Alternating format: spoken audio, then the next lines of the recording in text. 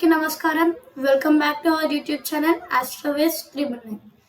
నేను ఈరోజు మన యూట్యూబ్ ఛానల్లో విశ్వం గురించి కొన్ని విషయాలు తెలియజేయాలనుకుంటున్నాను.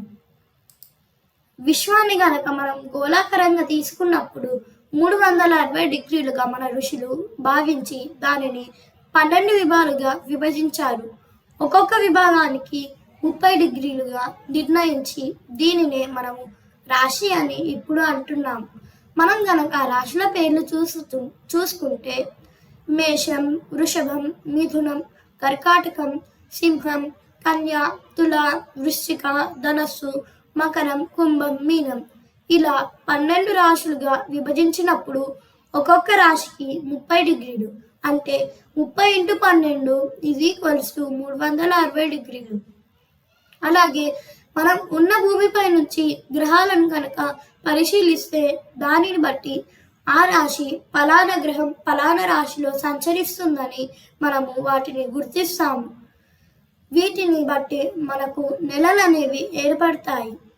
ఇలా సూర్యుడు 360 డిగ్రీలు అంటే 12 రాశులలో సంచరించినప్పుడు ఒక సంవత్సరం అనేది మనకి పూర్తి అవుతుంది. సూర్యగతిని బట్టి సంవత్సరాలు, చంద్రగతిని బట్టి రోజులు మనము లెక్కిస్తాము. వీటిని పరిగణిస్తూ కాలాన్ని కొలుస్తుంటారు. అలాగే గ్రహాలు ఒక రాశిలో సంచరించడానికి పట్టే కాలాన్ని గనక మనం గమనిస్తే సూర్యుడు 30 రోజులు, చంద్రుడు 2.5 రోజులు, బుధుడు 1 నెల, గురువు 1 సంవత్సరం, శుక్రుడు 1 నెల, శని 2.5 సంవత్సరాలు, రాహుకేతులు 1.5 సంవత్సరాలు, కుజుడు 45 రోజులు. ఇలా ఒక రాశి నుండి మరో రాశిలోకి మారే కాలాన్ని గణించారు. దీనిని మనము సంక్రమణం అని అంటాము. గ్రహ సంచారాల వల్ల మారుతున్నటువంటి పరిస్థితులను బట్టి మనిషి జీవితంలో కలిగే ఫలితాలు ప్రభావితం చేసేందుకు ఆ రోజు, ఆ నెల, ఆ సంవత్సరంలో జరిగే మేలు మరియు కీడులను చేయగలిగిన గ్రహాలను, కాలాలను మన ఋషులు గుర్తించారు. గ్రహము గనక మనకు కనిపిస్తే ఉదయించినట్టు, కనిపించకపోతే అస్తమించినట్టుగా మనం భావిస్తాము. మనిషి యొక్క జీవితకాలం 120 సంవత్సరాలు. దీనిలో మనం సగభాగం గనక తీసుకుంటే 60 సంవత్సరాలు నిండితే మనిషి యొక్క జీవితంలో ఒక ముఖ్యమైనటువంటి భాగం పూర్తి అయినట్టుగా మనం గమనిస్తాం.